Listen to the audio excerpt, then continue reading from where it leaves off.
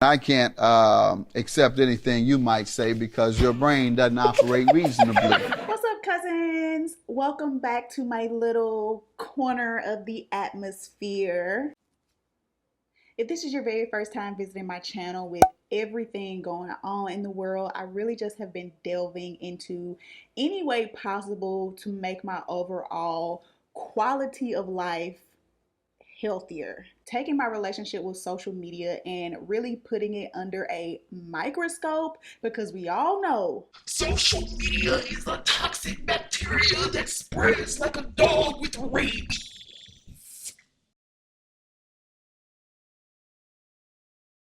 But seriously, using a bacteria as an example for social media. Yeah.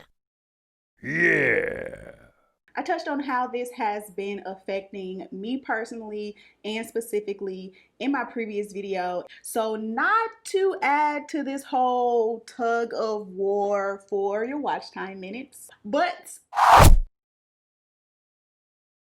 under that video, I did get a comment from a cousin asking me if I had seen a documentary that is now on Netflix, and it's actually in the top 10 on Netflix, which is called The Social Dilemma. What I want people to know is that everything they're doing online is being watched, is being tracked. Every single action you take is carefully monitored and recorded.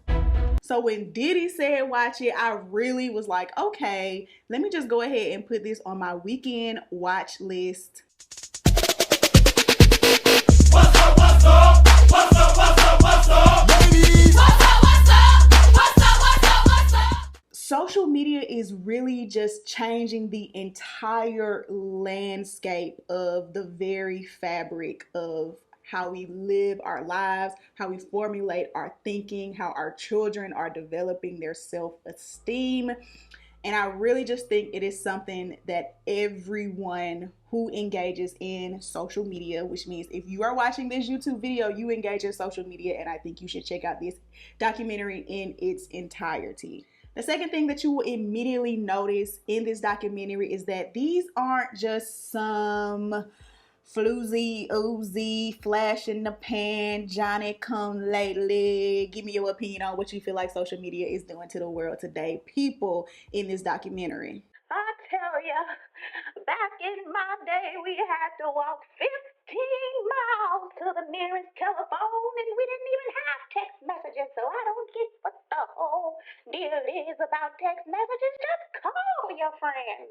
No, these are the presidents, engineers, and literal co-creators of the very apps that we are using today. I was the co-inventor of the Facebook like button. I was the president of Pinterest, Google, Twitter, Instagram. Like the literal co-creator of the like button, which a whole video could be made in it on its own on the like button, and how the like button in itself was the catalyst that transformed social media as we know it today, and our self-esteem and all that. These are the people who are coming in and speaking to the real world consequences of the things that they created that they had no idea that they were creating at the time. Alive! In the name of God, now I know what it feels like to be God. The engineer for the biggest thought platform in the world, Twitter, is now on this documentary, The Social Dilemma, telling us that we are officially in an era where we, the humans, the people, are products in a machine designed to make you feel like you are in control. I always felt like fundamentally it was a force for good. I don't know if I feel that way anymore. And while I was watching that, I wrote down a note that said social media now has the ability to not only change what you do, how you structure your day, but how you actually think, through a combination of action reward scenarios that are designed to keep you focused, to time the number of seconds, the literal number of seconds that you're watching something, and then reward you with dopamine hits of likes and interactions and tags,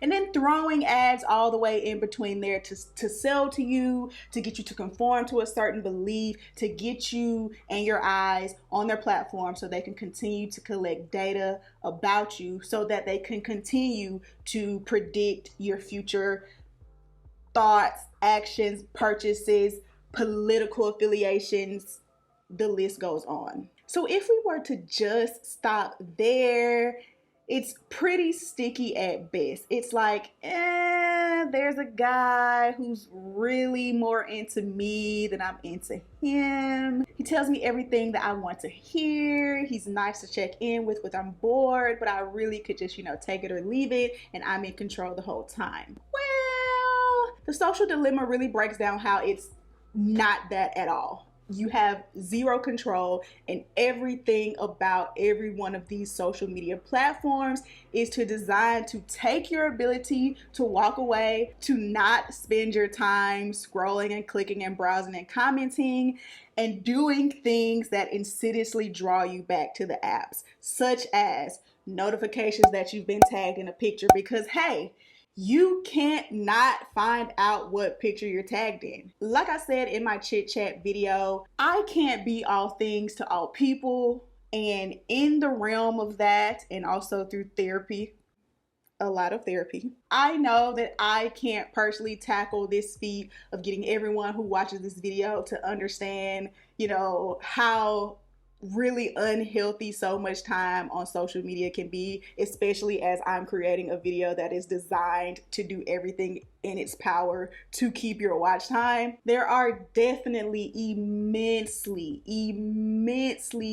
great, wonderful things that come out of social media. Being able to connect with people that you would have otherwise maybe never even met, being able to connect with long lost family members, being able to connect with people who you would have lost touch with. And then there's the whole aspect of people who have carved out literal dream careers and lives for themselves, like YouTubers and influencers. The number of businesses who are able to literally start from the ground up, self-promote through networking, through influencers, through partnerships on the internet. For example, right on my shirt, right in the center of the video, the really cool thing about social media, and the part that makes social media not all bad, is that this shirt actually came from a cousin who contacted my boyfriend through social media, saw the quality of his work that he was able to produce himself, to put out himself, to carve out an entrepreneurial career as a freelance photographer and videographer.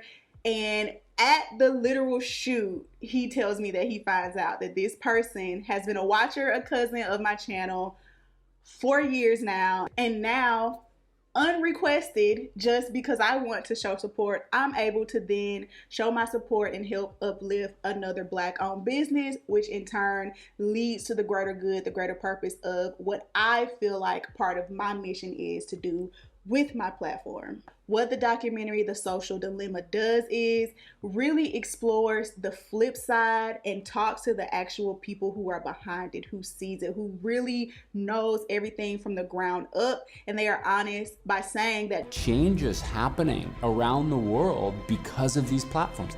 I think we were naive about the flip side of that coin. Nobody ever really took the time to explore the flip side of that coin, which is a very dark, insidious, dangerous, unhealthy, unchecked way of not only changing just how we relate to the world, like being in a total situation where you can essentially completely isolate yourself from the world while simultaneously being a part of that world. And not only that, opening yourself up to just really, dangerous situations, really hateful people, hateful opinions, the notion that the minute that you create a YouTube video or put yourself out on the internet, that somehow you have signed a waiver for idiotic treatment or comments, to you, which is definitely wholeheartedly 100% not the case. And so they really just want to make you aware, because that's the general gist of life, right? When you know better, you can do better. And we can be honest to say that social media isn't going anywhere. And they talk about this in the documentary, and the fact that because there are so many it all boils down to the financial gains and the ways that advertisers have learned to be able to learn you. The best way that you can sell to someone is to learn who you're selling to. This is artificial intelligence. So there is nothing telling these algorithms that we talk so much about. There's nothing telling them that this is the truth, that this is morally right, that this is fake news. There's nothing telling them what is right from wrong. It's only telling them what you're looking at the most. Again, even with this video, from the thumbnail to the title to the description box to the things that I say that are trendy, tagged, or highlighted words of trending topics that are going to highlight and trigger the algorithm that cause you to click on this video, that cause you to stay on this video. Even the strategically placed cute little puppies that I'm now going to put on your screen, because research shows that people like to watch cute little puppies and people will look and stare at videos of cute little puppies longer, thus stretching your watch time, thus adding to the amount of time that your video is recommended to the algorithm. People click on it and I get paid for those views. My goodness.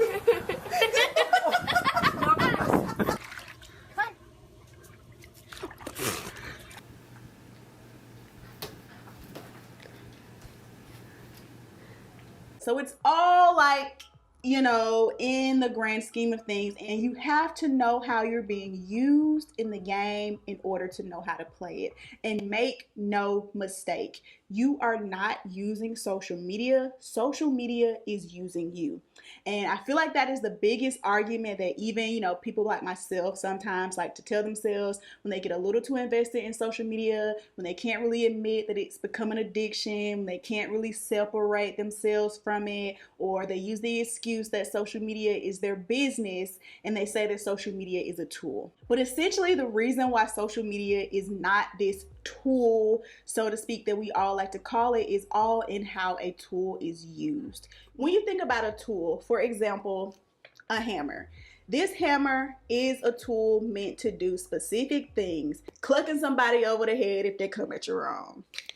Okay, but for real. And this tool will always be this tool, only what it is, and sit there until I'm ready to use it. If I'm not using the hammer, it sits in the exact same place that it's gonna sit until I pick it up again. And when I put it down, it's gonna sit there until the next time that I come to it. Social media is not like that. Social media not only models itself around being able to draw you in when you aren't around it, which is why me personally, for almost everything, I have the notifications turned off. Turn your notifications off, because the quickest way to be drawn into something that you don't want to be drawn into is getting a notification that you're missing something that you ain't really missing. A real tool is only used when you want to use it. It doesn't call you to it. It is the vice versa. That hammer don't want nothing from me.